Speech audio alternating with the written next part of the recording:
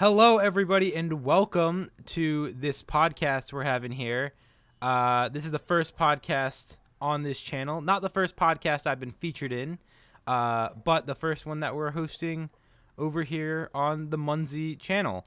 And today I am Munzie, and today I am joined by Vamp the Vampire. Hello, everybody. I'm a vampire for realsies. And we're also joined by Lucifer Lucy. Hi, everybody. My bank account is empty. Alrighty. So we all just got done watching the super famous and exceptional masterpiece of cinema, Sword Art Online, the movie, Ordinal Scale. Yes. It came out almost a year ago. Yes. It came out last February. It is 100% relevant to the anime of landscape today. Of course. I said that correctly. Yeah. So yeah, we all just watched it, and we quickly hopped over because we all had a lot we wanted to say about the movie. Yeah. And I'm going to address something that was probably the most prominent point that I have to make about the movie. We'll start off strong with this movie is one of the most boring movies I've ever seen in my entire life, and it was the biggest waste of 2 hours I've ever experienced. And this is where I'm going to apologize to anybody who is a fan of SAO, because from here it does not get better for you. I apologize. That they died in the taste genocides that occurred once Digibro got popular. I don't think we have any of those people left today. That's fair. That might be fair. So yeah, I thought this movie was boring, but yeah, you can hop off on that. Yeah, this movie is really fucking boring. I hated it. I really don't know if it's the most boring movie that I've ever seen. I couldn't really tell you. I spent most of the time like looking at porn on my phone. Yeah, I kind of forced myself to pay attention, but there were moments where I just like kind of flashed back into reality, and I was like, wait, this movie's still going on?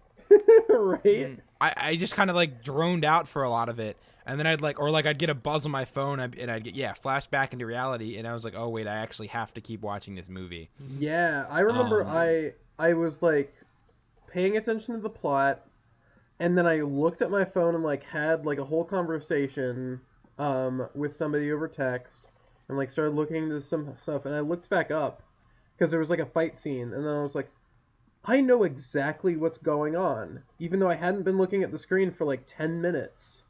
And then I was like, that's nice. That's very convenient considering the position that I'm in. But also, holy crap, this movie's so slow. Oh yeah. Like, Jesus. Oh, yeah. Yeah, so like one of the things that have been happening to me watching through the movie, I was really annoyed by all the like how the technology made no sense at all. I just kept on thinking about that. I couldn't even be bored because I was just thinking about that. Yeah, that's actually a really good point. Because this movie, it's kind of a massive exposition dump for the entire movie. And I know this is a criticism that has been heavily passed at all of SAO, the two series of it. But it just doesn't end. I don't know if they've learned that these kind of exposition dumps are they're just terrible and boring. But it's all about explaining this technology as it applies to the universe. But it's such a stupid type of technology that the second you start to think about how it would practically work, it just crumbles. Yep. Everything. Go ahead. Yeah. So I was watching the movie, and I'd be like, it keep bothering me. I'd be like, well, this doesn't work, and then the movie made me chuckle a few times because I would be thinking about how these different parts of technology were just really stupid and wouldn't actually work in any universe that resembles reality. And then the movie would like justify it in universe. Really? With different things. I'm trying to pull one out of my memory. But just it did. They also did another thing. They would like try to like justify. It was like the movie was like hearing criticisms as I thought them, and then like later in the movie would be like, oh yeah, this is why this exists in our universe. One example, which was later in the movie, which I was like, what is the main villain's motivation? Mm-hmm. And I was like, it just sounds like he like wants the girl back, and then it just like, yeah, he wants the girl back, and I was like, wow, that's lame. Yeah, it was vaguely hinted at throughout the whole movie, and then at the very end, he just says it to himself while talking to himself. Yeah. It's It weird. is very. Oh god, I think we're just hopping all over the place, but that's fine. We can just keep rolling with it because What I the think fuck is this movie about, Munzie? All right, so not much is the short answer. Not The slightly longer answer is that this takes place a few years after SAO happened and all the incidents that happened with SAO. Yeah. 2 And years after they beat SAO. well, after they left SAO, I think would be because they didn't technically beat it because they technically beat SAO in this movie. Oh, that's true. But so there's a new technology because clearly in their in the Japanese technology industry, they haven't learned their lesson with VR yet. Oh no, they fucking lampshaded that early on when the talk show hosts who were just like, okay, actually I gotta talk about this scene. So there were like some talk show hosts and they were blabbering about like the new technology, right? Exactly what you're talking about. And I was sitting there like, okay, this is obviously stupid because like normally I would say, oh well, nobody talks about the things that exist within their world like that. And I was like, wait. Stupid talk show hosts do talk about stuff in our world as if they're explaining it to an audience who doesn't understand anything. Yeah, that is about as close this movie gets to resembling reality, I would say. So that was like weirdly perfect. And then this one lady was like, "Oh shucks, isn't it really fucking convenient that they're able to stay conscious while they're playing their video games? Wow, that's so safe." And I was like, I fucking hate this movie. And it is something that people have talked about, right? If we can have kind of alternate reality, not what do they call deep dive or full dive in the movie. They call it it's reality. So you have this kind of overlay of reality where you can be in costume, you can play these games. And another thing that really bothered me about the game Ordinal Scale, which the name of the movie comes from the new game Ordinal Scale, which takes use of this kind of alternate reality where it's half in, half out, is that they're still in, like, their physical body is moving throughout the world, I think. Even though the whole world looks like this other virtual world. Yep. And is everybody just experiencing that at the same time? Because what if this person is running around like attacking a monster and just fucking throws a punch and just hits a random dude that's not using the Ogma? Yeah, they like softcore address some environmental stuff where I saw like very clearly when they did. Okay, so here's something about the Ogma technology is that sometimes it's just like monsters and costumes and items appear, and sometimes it like goes full-blown overlay. So when they were in full-blown overlay mode, sometimes the like buildings turn into like fantasy buildings, and you could see like people hanging out in like what's obviously like balconies and shit. That was fine until there were like, but there were also other times where it would be like this guy like, ooh, he's being all edgy, staring off into the Arctic wasteland, and then in his Ogma. And then it just like melts away, and he's just standing in the bedroom, like, what the fuck? They were very inconsistent with like how the technology worked in practice, because there's other times where like you said, there's half like syncing where like it's like mixed, and then there's when they have the boss raids, it's fully immersed in like this fantasy world or this dungeon layer. And there's times where like they can switch in and out really fast. And it's just completely inconsistent with how this technology works. Yeah. Oh yeah. And it just blew my mind. and I think this is kind of going to lead into another big problem that I'm sure you will all share with me with this movie, and that is just Kirito's skill level in this game. Oh boy! All right. Before Before we go on to that, sure. Yeah, I wanted to address something that I believe was addressed in Jeff Thu's Sword Art Online is a bad game too video, which was really what I'm saying here is like Sal had these weird problems where it was like with UI and like how sometimes there wasn't an inventory system, you just kept shit on your person, and sometimes you didn't. Sometimes shit would appear into your hand, sometimes you would pull it out of your pocket. It was entirely inconsistent. All of those inconsistencies are very, very similar. They have very similar equivalents in this movie, and that is going to be a pattern throughout the rest of the podcast. All of these major criticisms have equivalents in Sword Art Online itself. I think for the most part. Yeah. It nothing's changed in terms of it's a Sword Art bad Online world movie. building.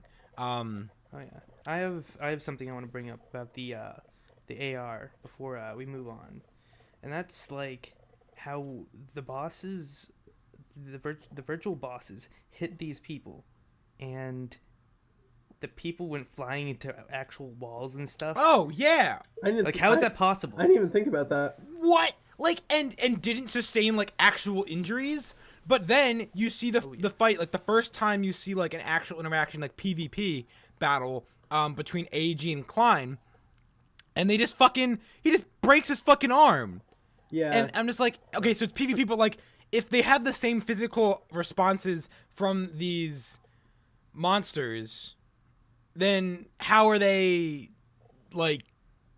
how are they not sustaining real damage, right? How are these monsters attacking them at all? How are they sustaining real damage?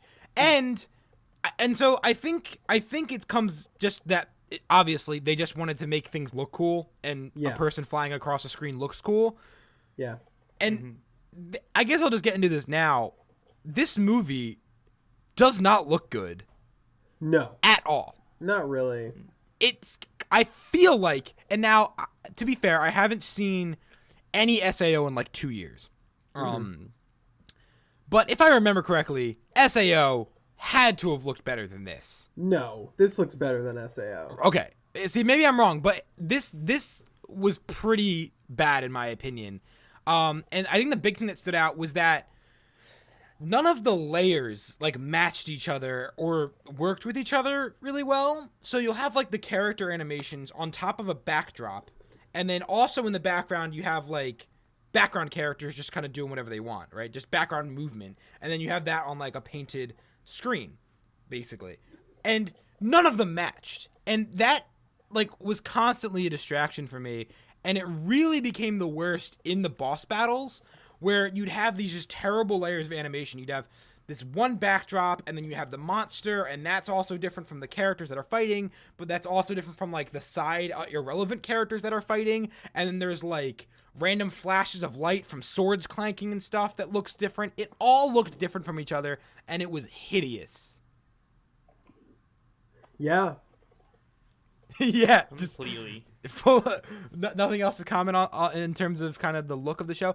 There was actually one moment where I was like, this looks cool, and that was the part it was in after they discover that the memories get taken from the Ogma, when a SAO survivor, God, this is another thing, I'll touch on this, and that's the SAO survivors can have their memories taken from them through the Ogma if they get sustained damage by these bosses from SAO specifically, which I think just me saying it out loud proves how stupid it is. But I think that's just more of the same of this technology is dumb. But the only scene that I thought looked good at all, the only part was when Yui flies up into the little drone and chases the little ball of memory through the drone. That scene, that cut actually looked pretty good. I did like it. That was the only one that stood out as like, oh, that's not bad. But everything else I think looked terrible, especially the fight scenes. Yeah, the only thing I think looked good was the very last battle against the 100th boss. And that's just because things were happening super fast. So it's kind of like Sakuga, even though like kind of what was like there wasn't kind Sakuga. of good. See, I would say that even that was just so much happened, and there was so much going on screen, and there was no like cohesion to it, right? It was just movement, and that just, it was just kind of visual overload with no, and it was just so disjointed. It was messy, and I was not a fan of it. Though I did kind of like the last boss design, but I historically hate all bosses from SAO. I think they all look terrible. They but do. They tend to. I did like the last boss's kind of design, and just she did have a wide range of different attacks that I thought were pretty cool. But other than that, pretty awful throughout the entire film. So, you guys have anything to say about technology, the animation, anything like that, in the film? No, I think we've talked about most of the tech stuff Yeah. that was like obviously dumb. Talking about fight scenes, there were like some individual cuts that I thought were pretty all right, that were exciting or whatever. Very popcorny, right? I thought like there was like a shot where like Klein like threw off his AR thing, and then it was like the real world, and that was like the transition into like fist fighting the fucking like incel guy. Yeah, that was alright. Yeah, Yeah, AG. That was a fun fight. For like 3 seconds because that's how long it was. But Yeah. So I'm gonna continue on into like I was gonna say, talking about Kirito's skill level. It was really nice in the beginning of the movie to see Kirito be a weak ass bitch. yeah, And I Yeah, knew there- it wasn't gonna last. Of course it wasn't gonna last. He's Of course it Kirito. wasn't He's the gonna hero. last. He's got to become super strong. And I kind of appreciated that it was his real life skill that like deterred him. He wasn't in the VR world. Sure, whatever, it's explained. But by the end of the movie, he needs to become super strong to be able to fight Eiji. Even though him fighting Eiji does nothing for the plot whatsoever. Him defeating Eiji did absolutely nothing. yeah. And You frankly, know, I didn't realize that until just now, but you're totally right. yeah, they fight, and it's kind of and every fight in this movie is painfully short and boring in terms of like how it happened, like what led up to it, what actually happened, and how it ended up affecting the story. Like most fights were pretty irrelevant and bad. Yep. And so he fights Eiji, and which didn't matter, but now he was like number 9 rank, and Eiji was 2 because Yuna was 1, of course. Of course. And he fights, and like there wasn't that much time between like him needing to defeat Eiji and him defeating Eiji. And he Yeah. went from like rank 82,000 in the beginning of the movie to 9th in like a couple days. They showed none of the training whatsoever. He just except for like a very like 1 minute long montage where he beats like one boss, even though we know he went and defeated more. And that's it. And then suddenly he's just super strong again. He can defeat these bosses no problem, just because he really worked hard. He did it. Like he just needed Yep. he needed to, so he did. And that's the kind of that bullshit Kirito effect that I absolutely hate. And that's, we need Kirito to defeat the bad guy, so he's gonna do that no matter what, even though he shouldn't be able to do that based on what you set up.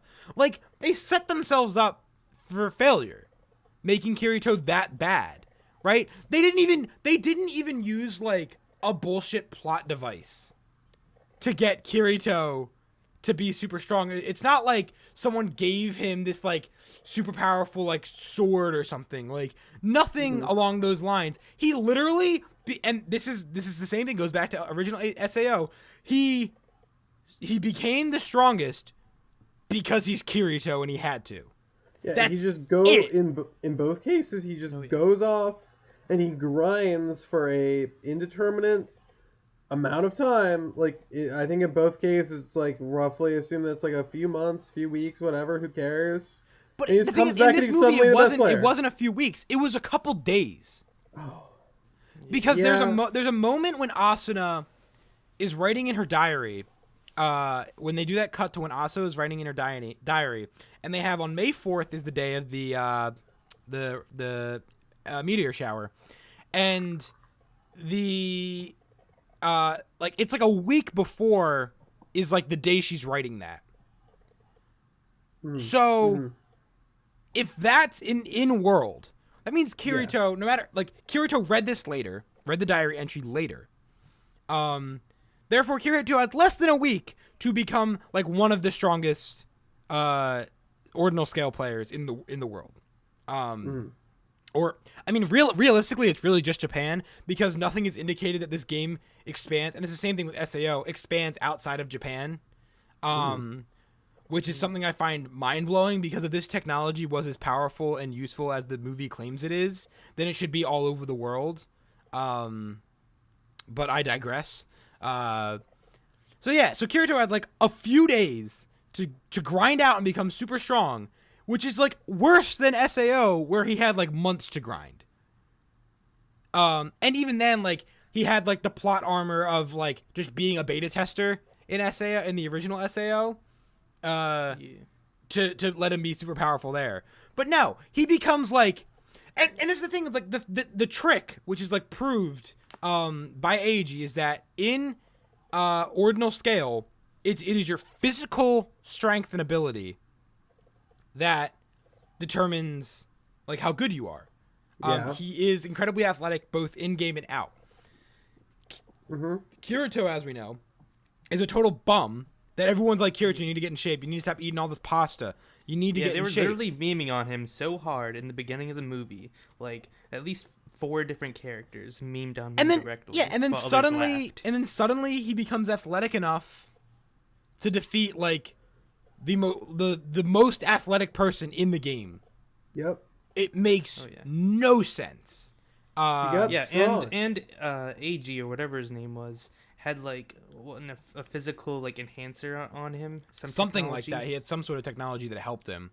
So on Kirito top should of never being have just fit won. in general, he was boosted by technology, and Kirito's just like, I probably had like 2 days of training. Rookie day. He Makes no he had sense. no way he could have beaten. And as we know, it didn't matter.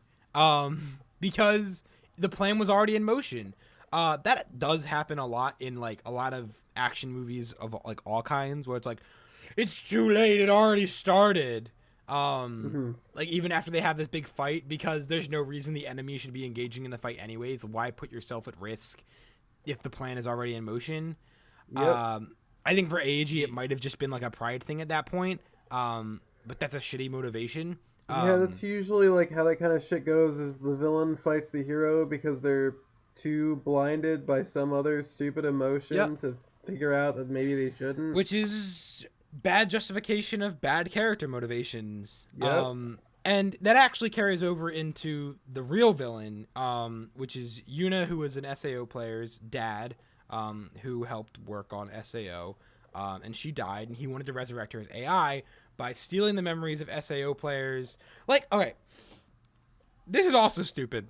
So he wants to steal the memories of other SAO survivors so that he can use technology to meld them together to recreate Yuna's memories, to make her live as an AI. Not every SAO, in fact, probably most SAO survivors don't know who Yuna is because she died really early, according to like her backstory in SAO. Well, it's clear because all they show of her is like her like really early into like them learning to survive. Because she met AG when AG was on the like in the group with Asuna, which was way early in SAO. Which is just, so she died early on, which means most people don't know her, which means now they're just going to be constructing SAO based on their memories after she died. But she doesn't have that much experience with SAO itself. So like most people don't even know who she is. Exactly. they're all Most learning who people she is. maybe glimpsed her, you know. Yeah, and But so that's like, just that can be. I think that's entirely justified by him just being like he just wants his daughter back, so he just wants to get all these people, get all their memories, and scan through it and get what he can. I Make mean, sure he yeah, can and get it's everything he just can. blinded by your motivation because like that's all you care about is like often really poorly done. Yes.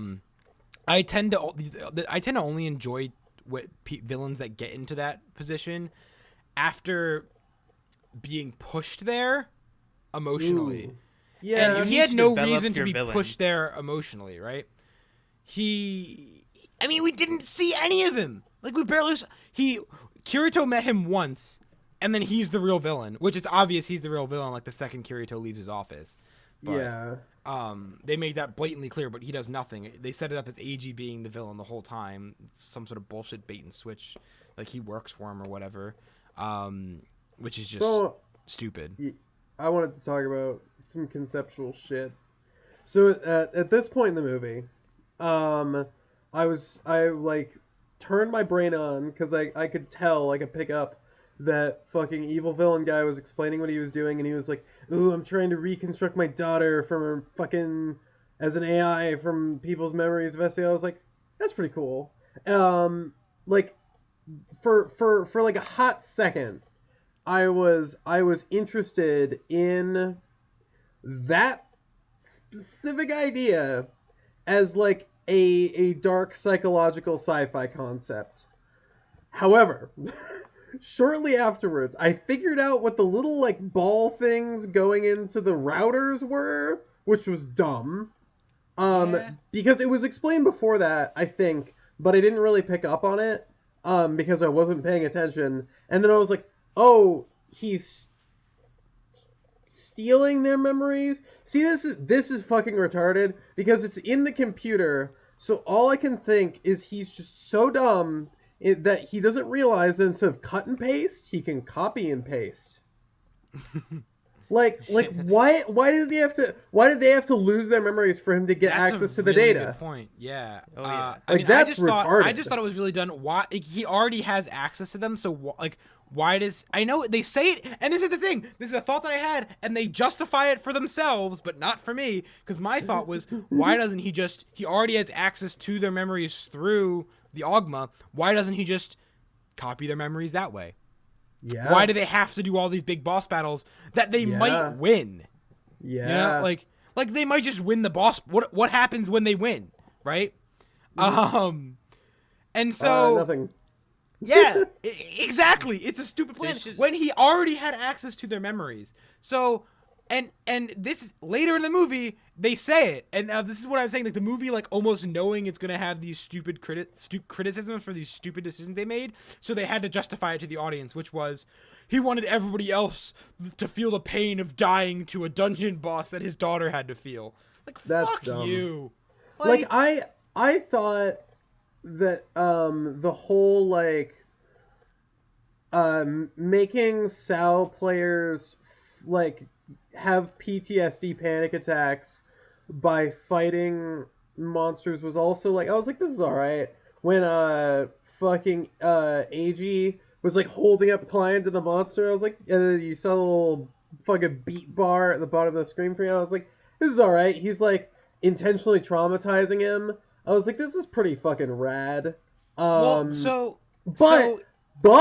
it's fucking stupid because what does it do? Later on, we find out that actually he's just trying to get him killed because if he dies in a specific way, we can steal his memories, and that's dumb. But also, it solidifies this entire group of people as a bunch of screaming autists who don't listen to their therapists or understand that maybe playing a video game that's like the video game that traumatized them would be dumb and would give them panic issues. It's just like Gun Gale. Yeah, this is an exact thought I had. When the movie started, when they said the first time they said boss battles from SAO are appearing in Ordinal scale, I'm like, okay, yes, like you said, you're gonna submit these people to the same type of trauma that they had to live with for 2.5 years of their life, as like most of them were children.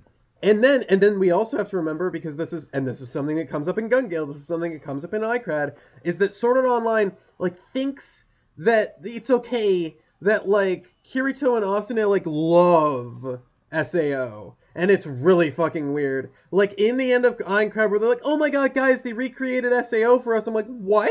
Why would you do that?" And in this movie is about Kirito's motivation is getting Asuna's memories of Sword Art Online back.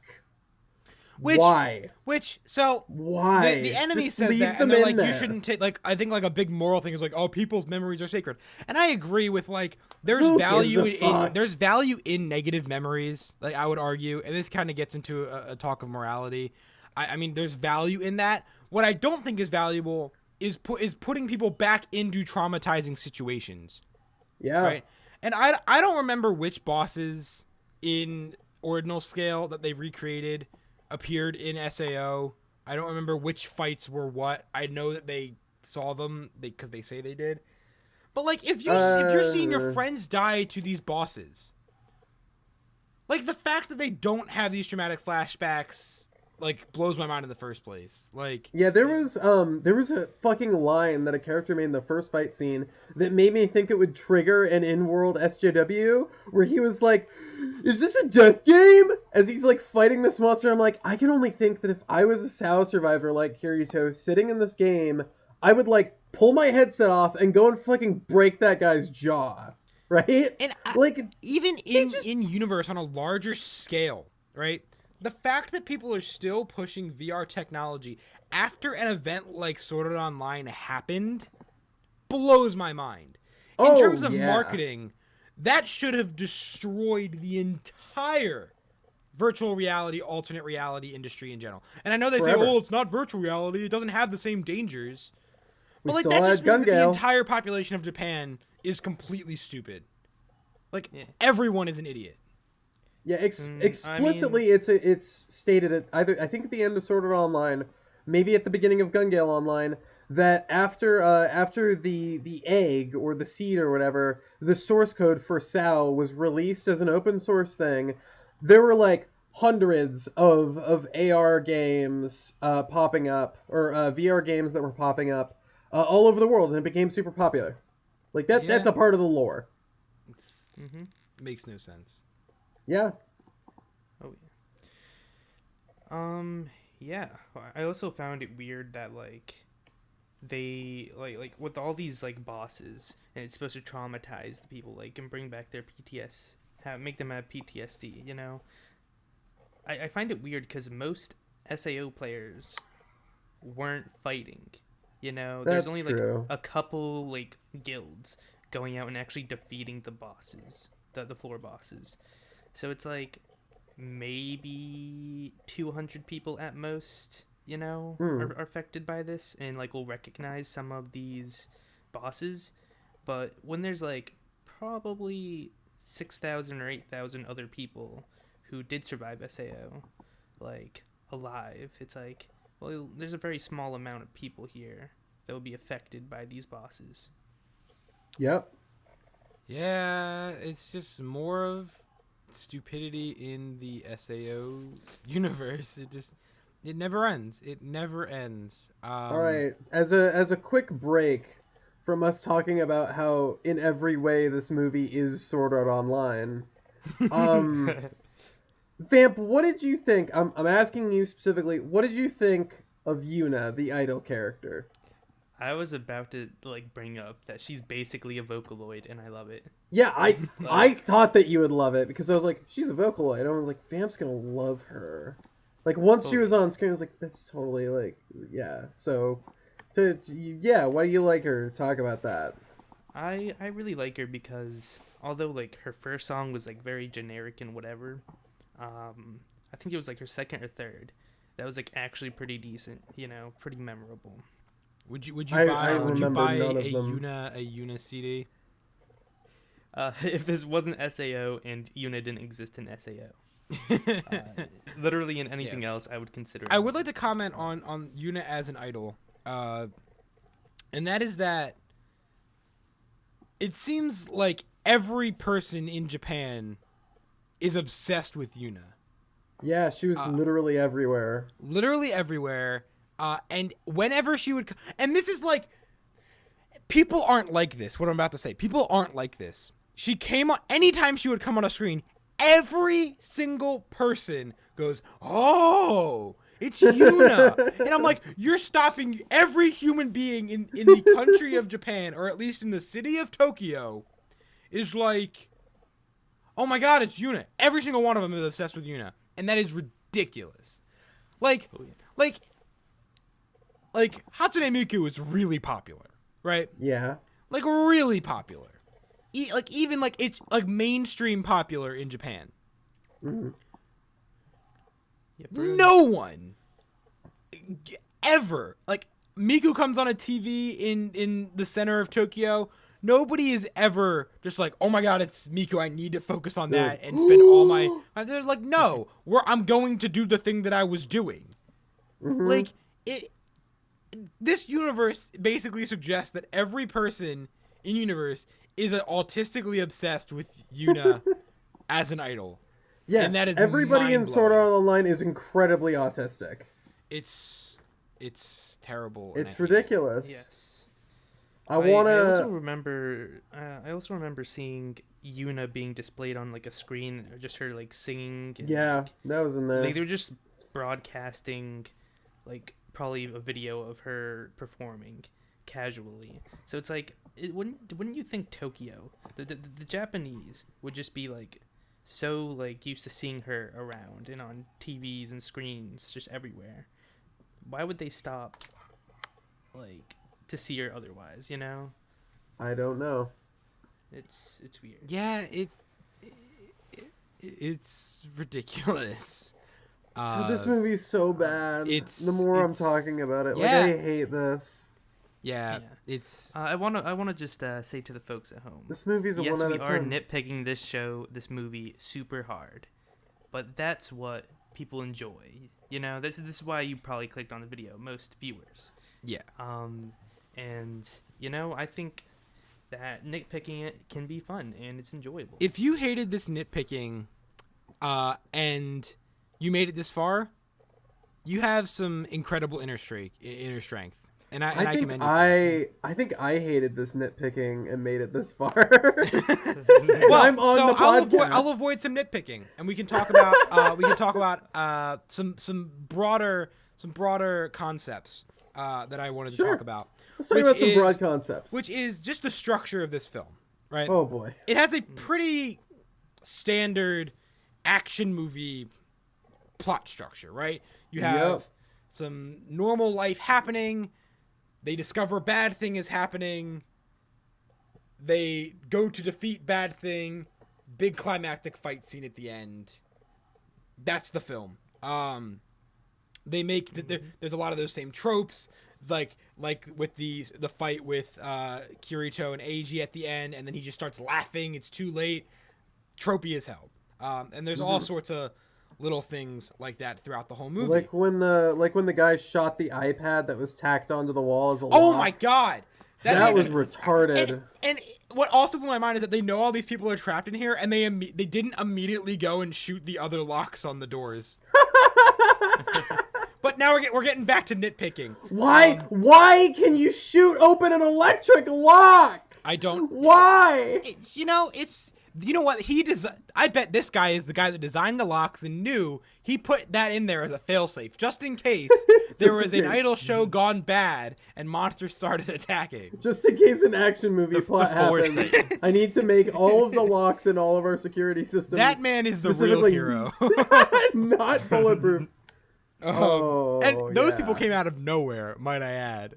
Like, Yeah, that was the guy who was like the internet security agent or some shit. I don't know. He was in the other Sal movie, actually. He was also in Gun Gale. He's just a guy in a suit. He's literally like generic government guy in a suit. He was the one who gave Kirito the Gun Gale mission, I believe. Yes. Yeah. Same character. All right. Cool. So generic plot. In between lousy action scenes, we have long moments of boring character interaction. of just characters talking on a screen, with nothing visually stimulating or exciting, and very little actually being said, even though most of it is exposition. It's still boring and uninteresting. Like we said from the start, this movie is incredibly boring, and I think that's really why. And then the action scenes do very little to make up for the fact that the scenes in between them are so boring. And that I found insufferable. That's kind of one of the big complaints I have, if I'm not nitpicking. And I guess another thing I can express my hatred towards that I think is beyond, and it might be it kind of is a nitpick, but I think it has bigger effects, and that is Yui, who I have something to say about her. Who maintains her position as one of the most annoying characters in anime. I thought, okay, the best point in this movie, and I'm speaking from the heart here, the best point in this movie was when her and Blacksmith Chan were walking through the mall, and Blacksmith Chan was like, "You like this idol girl," or whatever, and then, Yui was like, eh. And then she, like, snapped her fingers or something, and then, like, lights came out of the ground. That's not Yui, that's Silica. Oh, fuck. Well, I'm talking about this scene anyways. Alright, yeah. That was a pretty... lights come out of the ground, and she's like, I don't want to, and then, like, the music goes on, and she's like, no, and then the music kicks up, and she's like, she's singing, she's crazy, she's doing our idol shit, and then, like, it all ends, and then she just runs away, and I was cracking up the entire time. That was so awkward and stilted and stupid that it was like the funniest thing ever. Yeah. That's like Yui, the AI daughter fairy of Kirito and Asuna. Boy. Yeah, Silica is the lolly girl. Yeah. Yui I find insufferable. Yes. Since first watching SAO, even when I first watched SAO and didn't think it was a complete pile of garbage like I do now, I even thought Yui was pretty insufferable back then. And this is kind of going to tie into a point that Jeff Thew had made about SAO, which was that Yui is the worst thing to happen to the series. In that Yui basically saves the day in every movie or every SAO series, because she can just access like all the technology. And what ends up happening at the end of this movie, Yui goes, "Oh hey, I made this AR into VR basically, and now you can fly and you can battle as if you were in SAO again." Or Alpha, right? I really don't understand and why, they win why the she fight wouldn't because just of go that. into the code and be like, health equals 30 million. And just be like, yep, go crazy.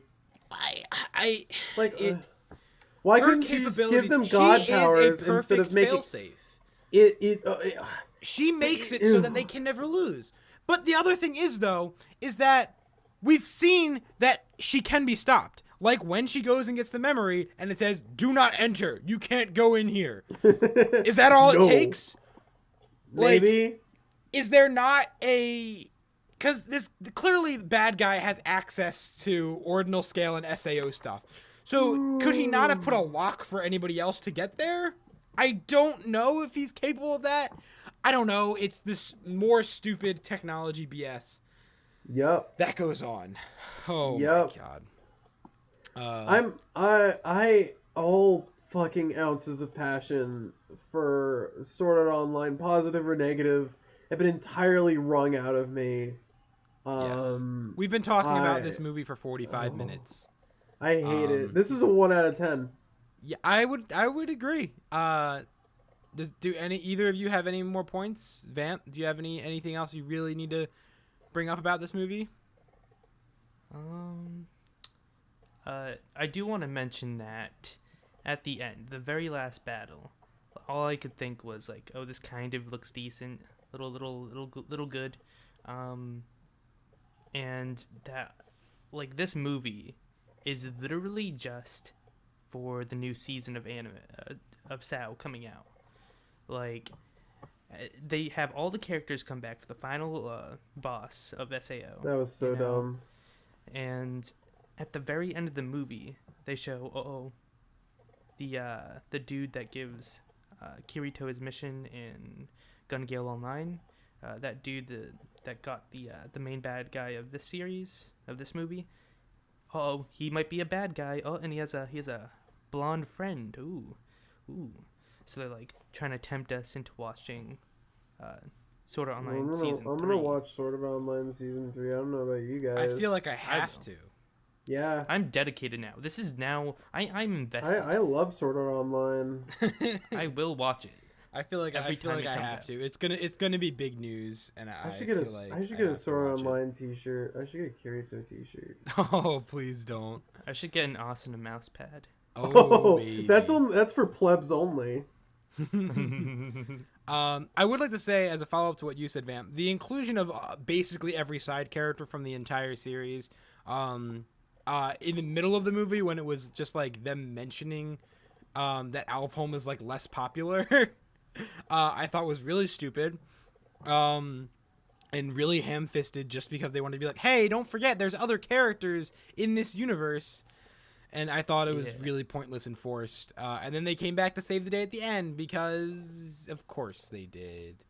Like, I could see, because of that at the end, if someone actually likes SAO and they're watching this, they probably loved that final scene, the final fight, Well, I mean, if someone loves SAO, they probably would love bad movies in general. Yeah. But that last scene would specifically appeal to them, and they'd probably be like, this is really emotional. This is really crazy. Oh my god, I love this. Yeah. Yeah, I mean... Yeah. You are not wrong, Vamp. You are not wrong. Anything else? Any last major points we need to toss in there about this movie that we really need to... I feel like Sword Art Online is an abusive relationship, and I should stop. This is... Get out when you can. I every fucking hour that I spend watching Sword Art Online content, I feel like it's another step towards the edge, just throwing my body off. You know what I mean? Yeah. Mm-hmm. I'm there with you. It's so dark. It's so it's supposed to be a dark psychological sci-fi, but it's within the context of the show, but it just makes my life a dark psychological sci-fi where stupid images are put on a screen and I'm socially obligated to watch them, and then when I do, they make me feel shitty and awful and aggravate my fucking anxieties and shit. Sword Art Online legitimately makes me feel anxious and depressed. Yeah, this movie is a bad. I don't watch it unless you're committed to SAO like the rest of us. Oh. Yeah, I would deeply recommend just listening to this podcast, and if we make content about this in the future, I also SEO deeply recommend listening to this podcast. We're Yeah, plugging our own podcast in our podcast for all those people that just skip to this exact part of the podcast because they didn't know whether or not they wanted to listen to it, and they just wanted to know how it ended. Otherwise, thanks for listening this far. I hope you enjoyed it. Oh my God. You should, if you liked what you heard and you like our opinions, you should consider subscribing to our channels. Subscribe to Munzie. Please. Subscribe to Vamp the Vampire. Subscribe to Lucifer Lucy. Come and suffer with me in my videos, please. All of our channels, you're already on my channel, but their channels are going to be linked in the description below, and we might do another podcast like this in the future. So I'd say thanks for watching, and I hope you also hated SAO. Bye-bye.